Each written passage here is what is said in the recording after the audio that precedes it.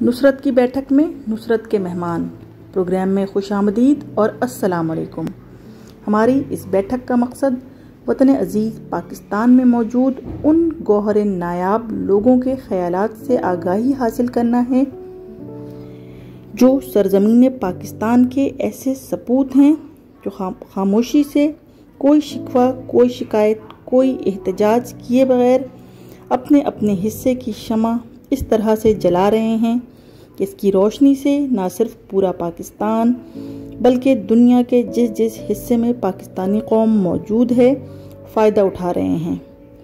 ان کی محنت، لگن اور انتھک کاوشوں سے سرزمین پاکستان معطر ہو رہی ہے۔ اس بیٹھک میں ہم مدعو کرتے ہیں ان ماؤں کو جنہوں نے پاکستان کو ایک کارآمد اور منفرد شہری دینے میں اپنا کردار ادا کیا۔ اس بیٹھک میں ہم شامل کرتے ہیں ان ہونہار طالب علموں کو جو اپنی محنت، ہمت اور لگن سے کسی نہ کسی شعبہ زندگی میں نمایاں کامیابی حاصل کر چکے ہیں۔ اس بیٹھک میں ہم شامل کرتے ہیں صحت اور تعلیم سے متعلق ان جگمگاتے ستاروں کو جنہوں نے اپنی ذوفشانیوں سے تعلیم کے شعبے کو روشن کر رکھا ہے۔ آج کی اس بیٹھک میں معاشرے کے ایک سب سے بڑے ستون استاد سے ملنے کا شرف حاصل کریں گے۔ معلمی پیشہ پیغمبری ہے اگر اس کی ادائیگی پورے خلوص اور لگن کے ساتھ ہو۔ اور ہمارے آج کی بیٹھک کے مہمان ہیں جناب ڈاکٹر غلام خواجہ صاحب جو خاموشی سے گزشتہ 5 دہائیوں سے اپنے حصے کی شمع اس طرح سے روشن کر رہے ہیں کہ آج نہ صرف پاکستان بلکہ دنیا کے گوشے گوشے میں ان کے پڑھائے ہوئے، ان کے سکھائے ہوئے اور ان کی طرف سے حوصلہ افزائی پائے ہوئے بہت سارے طالب علم اپنی اپنی جگہ پر روشنیاں بکھیر رہے ہیں۔ آج یہ ہمارے ساتھ موجود ہیں۔ ہمارے لیے بہت اعزاز کی بات ہے کہ انہوں نے اپنے مصروف وقت میں سے ہمارے لیے ٹائم نکالا۔ السلام علیکم۔ آج وہ ہمارے درمیان موجود ہیں، بہت خوشی کی بات ہے۔ ہم آپ سے کچھ سوالات کریں گے تاکہ آپ جو کام خاموشی کے ساتھ کر رہے ہیں پاکستان کے لیے، پاکستان کے بچوں کے لیے، وہ ہم اپنے اس چینل کے تھرو دنیا تک پہنچائیں۔ ہمارا پہلا سوال تو یہ ہے کہ اپنے بارے میں کچھ بتائیں، اپنی کامیابیوں کے بارے میں، کہاں سے، ڈھاکہ سے آپ نے یونیورسٹی سے شروع کیا اور کس طرح آپ آگے بڑھے۔ پہلے تو آپ کا شکریہ بہت بہت کہ آپ نے مجھے عزت دی اور آپ نے بلایا اور آپ ہمارے ساتھ پروگرام کر رہی ہیں۔ پہلا سوال جو آپ نے کیا ہے وہ یہ بہت یادگار زمانہ ہے مشرقی پاکستان کا۔ ہندوستان سے 1950 میں مائگریٹ کر کے پاکستان آیا۔ اس وقت نہ ویزا تھا نہ پاسپورٹ۔ جہاں سے ہندوستان کے جس حصے سے آپ ڈائریکٹ ڈھاکہ یا کراچی کا ٹکٹ لے کے ڈائریکٹ آ سکتے تھے، نہ ویزا تھا نہ پاسپورٹ تھا، بڑی آسانیاں تھیں۔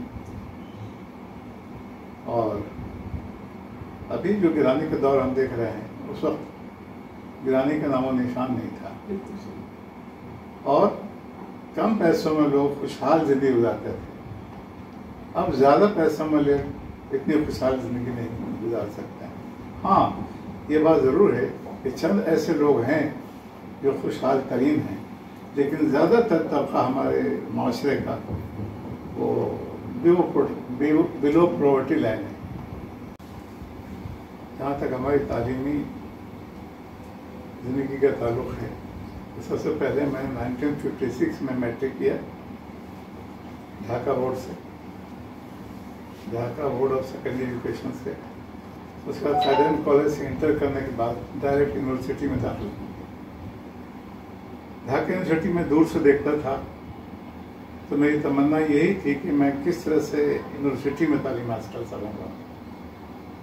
اس خواہش کے ساتھ میں جیسے ہی انٹر کا رزلٹ ہوا میں ڈھاکہ یونیورسٹی کی طرف رخ کیا۔ معلوم ہوا کہ فلاں تاریخ سے یہاں داخلہ شروع ہو رہا ہے۔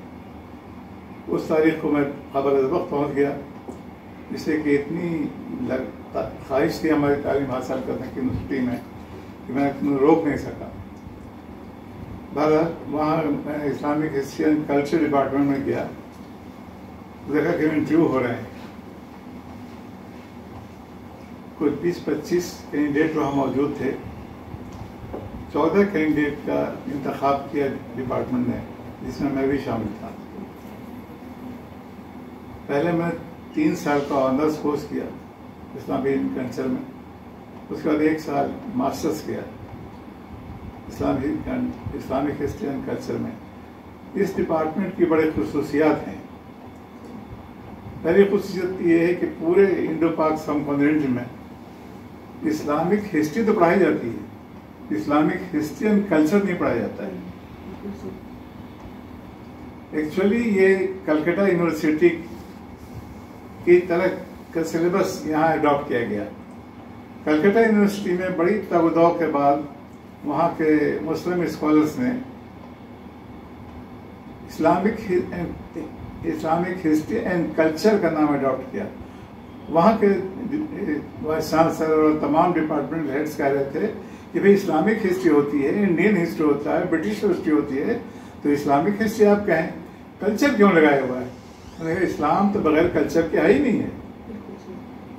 تو 50% کلچر ہوتا ہے اور 50% ہسٹری ہے.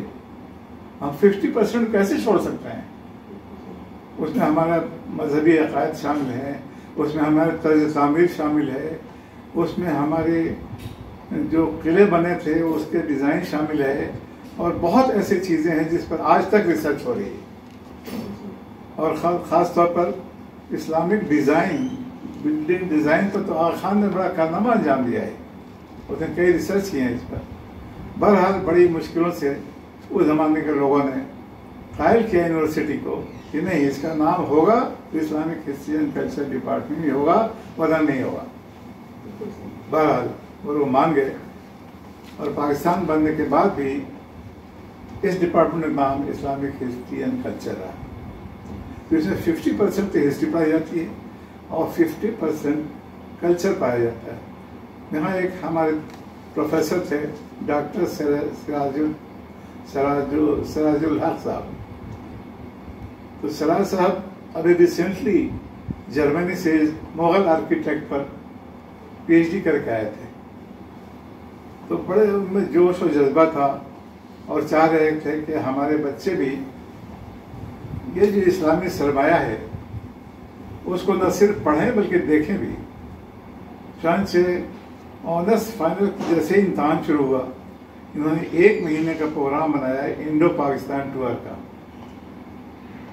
تو ہم لوگ پہلے پاکستان آئے، انڈیا ہوتے ہوئے، انڈیا ٹرین سے پہلے کلکتہ سے ہوتے ہوئے کراچی پہنچے.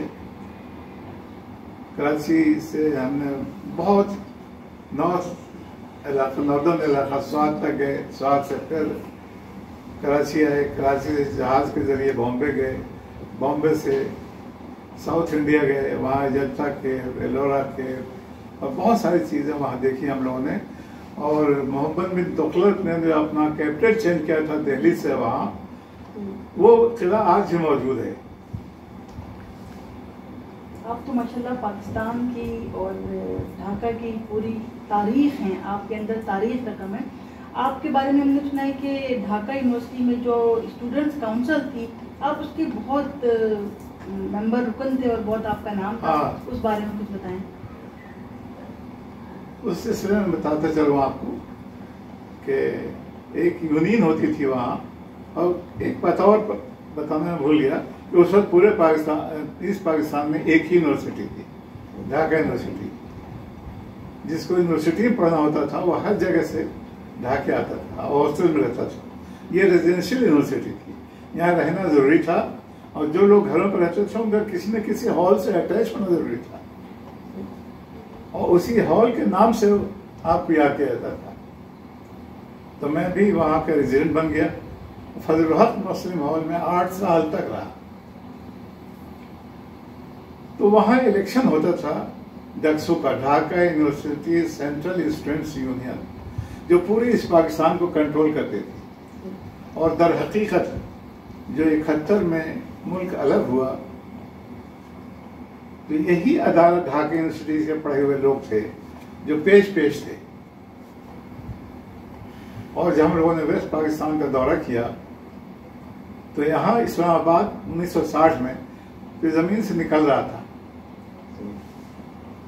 اور ایسٹ پاکستان کے سارے پیسے یہاں خرچ ہو رہے ہیں۔ اس کو شدت سے بنگالی طلباء نے محسوس کیا، وہ زمین پر جھک کے محسوس کرتے تھے، ان کو خوشی معلوم ہوتی کہ جھوٹ کی خوشبو آ رہی ہے۔ بہرحال پھر اسلام آباد بن رہا تھا، بڑا خوبصورت علاقہ تھا، اسی وقت محسوس ہو رہا تھا کہ یہ عظیم شان جگہ بنے گی۔ خیر ہم لوگ وہاں سے واپس آ کے کراچی آئے، کراچی سے شپ کے ذریعے بامبے گئے، بامبے سے دہلی گئے، جامع مسجد دہلی دیکھی، اور 12 دہلیاں ہیں، 12، اور علاؤدین خلجی سے لے کر کے آخری مغل بادشاہ تک کا جتنے دہلی ہیں ان سب کا ہم لوگوں کو وزٹ کرایا ہمارے پروفیسر نے، اور ایک ایک چیز تفصیل کے ساتھ بتائی۔ تاج محل کا واقعہ تو ایسا بتایا 12 بجے رات کو 14ویں کے چاند میں، یہ انہوں نے کہا کہ بس یہی وقت ہے، یہی موقع ہوتا ہے تاج محل کو دیکھنے کا، فل مون میں اور 12 بجے رات کے وقت۔ بہرحال بہت ساری یادگاریں ہیں، اس سے بہت واقفیت ہے علموں کو کہ بلڈنگ کیسے بنتی ہے، اسلامک آرکیٹیکچر ہے کیا، جس طرح سے دوسری قوموں نے اپنی تاریخی یادگار بنائی ہے، اسے مسلمانوں نے اپنی یادگار چھوڑی ہیں، بلڈنگ، مقبرے، مساجد اور قلعوں کے تحت۔ ہمارے سامعین کی طرف سے بہت زیادہ مشورہ آ رہا ہے کہ آپ ہمیں وہ واقعہ سنائیں کہ جب آپ کو اسٹوڈنٹس کاؤنسل ڈھاکہ یونیورسٹی کے جو اسٹوڈنٹ تھے، اور جب آپ الیکشن جیت گئے تو وہ کس طرح سے آپ کو کندھوں پہ اٹھا کے، اور انہوں نے اس میں 12 ممبر ہوتے تھے، 12 ممبر میں ایگزیکٹو کمیٹی کے لیے میں نے فائٹ کیا تھا، اس سے 4 ممبر ہوتے ہیں۔ اتفاق ایسا ہوا کہ میں وہاں اتنا پاپولر تھا اور میں بنگلہ زبان میں تقریر کرتا تھا، اور یہ کہا کرتا تھا کہ پاکستان کی 2 قومی زبان، یہ اردو ہماری مادری زبان ہے لیکن بنگلہ ہماری قومی زبان ہے، دونوں کو ملک کے دونوں حصوں میں یکساں حیثیت حاصل ہونا چاہیے۔ بنگلہ اردو فورم بھی میں نے بنایا تھا، جس کے تحت بنگالی اردو پڑھتے تھے، اردو والے بنگالی پڑھتے تھے۔ تو آپ کو سن کے حیرت ہوگی کہ بنگالی زیادہ اردو پڑھنا چاہتے تھے اور اردو والے کم بنگلہ پڑھنا چاہتے تھے۔ اس میں بہت کامیاب ہوا، اور اس کا اثر مجھے الیکشن میں دیکھنا پڑا کہ مجھے سارے اسٹوڈنٹ میں ہائیسٹ ووٹ ملے، اور انہوں نے کندھے پر اٹھا کے ایک ہال سے دوسرے ہال تک لے گئے کہ دیکھو بھائی یہ اتنا زبردست اس نے ووٹ حاصل کیا ہے۔ کامیابی ہے۔ کچھ ڈاکٹر اندلیب شادانی کے بارے میں جس پہ آپ مقالہ لکھ رہے تھے اپنا پی ایچ ڈی کا، اس سے پہلے ایک بات بتاؤں کہ ڈاکٹر محمود الحسن صاحب وہاں وائس چانسلر تھے، اور ہم لوگوں کی جتنی میٹنگ ہوتی تھی ڈائریکٹ وائس چانسلر سے ہوتی تھی، ان کے بہت قریب رہنے کا موقع ملا۔ ایک بار ڈھاکہ یونیورسٹی میں اسٹرائک ہو گئی، تو ہم لوگ ڈاکٹر صاحب کے وائس چانسلر صاحب کے گھر پہنچے، ان کا کہ سر آپ کو ہم لوگوں کے ساتھ حصہ لینا پڑے گا۔ اتنے شفیق اور مہربان وائس چانسلر تھے کہ ہمارے ساتھ ساری رات بیٹھے رہے، اور انہوں نے اف تک نہیں کیا، یعنی وہ ہم سے اتنی محبت تھی اور اسٹوڈنٹس ہم کو اتنی محبت تھی کہ اپنی تحریک میں شامل کیا، وہ بذات خود ساری رات اس میں شامل رہے۔ یہ ایک یادگار واقعہ ہے، ایسے وائس چانسلر ہم نے بہت کم دیکھے ہیں۔ بعد میں وہ ڈھاکہ کراچی یونیورسٹی کے وائس چانسلر ہی بنے۔ لیکن جب میں نے اسلامک ہسٹری اینڈ کلچر میں کر لیا تو ہمارے دوسرے ساتھیوں نے، ایک دوست تھے ہمارے صلاح الدین صاحب، انہوں نے اسلامک ہسٹری اینڈ کلچر میں پی ایچ ڈی کرنے کا پروگرام بنایا، لیکن ہماری ملاقات ڈاکٹر اندلیب شادانی صاحب سے ہوئی تھی، پہلے ہی سے تھی۔ انہوں نے کہا کہ بیٹے دیکھو یہ ڈپارٹمنٹ اگر تم لوگ نہیں پڑھو گے تو یہ بند ہو جائے گا، اس سے بہت کم لوگ اردو میں ایم اے پی ایچ ڈی کر رہے ہیں، تم ایسا کرو کہ اس میں داخلہ لے لو، تو یہ تمہارے لیے بہت مفید ہوگا۔ تو ڈاکٹر اندلیب شادانی صاحب کی محبت تھی کہ انہوں نے بٹھایا اور اتنا قریب کر دیا ہم لوگوں کو کہ ہم لوگ اکثر شام کے وقت ان کے گھر جایا کرتے تھے اور چائے پر بیٹھتے تھے اور بہت ساری باتیں ہوتی تھیں علم و ادب کی. تو اس طرح سے بہت قریب ہونے کا موقع ملا. اور جب میں نے ماسٹرز کر لیا تو ہمارے ایک بہت شفیق استاد تھے ڈاکٹر صاحب، ڈاکٹر حنیف فوق صاحب. انہوں نے کہا کہ میں ہمارے سپرویژن میں تم کام کرو. ایک عجیب و غریب واقعہ یہ پیش آیا کہ جب ہم نے رجسٹریشن کے اپلائی کیا، اکیڈمک کونسل نے ہمارا ریجیکٹ کر دیا اور کہا کہ بھائی آپ انہی کے اسٹوڈنٹ ہیں اور انہی کے ڈپارٹمنٹ میں ہیں، تم آپ کے استاد بھی زندہ ہیں اور آپ ان پر کیسے کام کر سکتے ہیں. جب ایک معاملہ اکیڈمک کونسل میں گیا تو وہاں 2-3 پروفیسروں نے مثال دی کہ بامبے یونیورسٹی میں فلاں نے کیا ہے، مدراس یونیورسٹی سے فلاں نے، کافی ریفرنس دیا تو قائل کر دیا اور ہمیں ہمارا ٹاپک جو ہے اپروو ہو گیا. اس کے بعد ہم اس پر کام کرتے رہے. کافی کچھ مواد میں نے اکٹھا کر دیا تھا، لیکن ناگہانی ڈھاکہ میں بہت زیادہ تخریبی کارروائیاں شروع ہو گئیں، جلاؤ گھیراؤ شروع ہو گیا. نتیجہ یہ ہے کہ ہمیں ویسٹ پاکستان آنا پڑا. ناظرین، ہماری ڈاکٹر غلام خواجہ صاحب سے بہت اچھی گفتگو چل رہی ہے، لیکن ہمارے پروگرام کا ٹائم محدود ہے، لہٰذا ہم انہیں دوبارہ اپنے پروگرام میں دعوت دیں گے. انشاءاللہ استاد، طالب علم اور والدین کا جو رشتہ، جو مضبوط رشتہ، جو خوبصورت رشتہ جس کے بارے میں یہ بتا رہے ہیں، ہم اپنے اس پروگرام کی نصرت کے مہمان کی اگلی قسط میں آپ کو ضرور دکھائیں گے. اپنا خیال رکھیے گا. اللہ حافظ.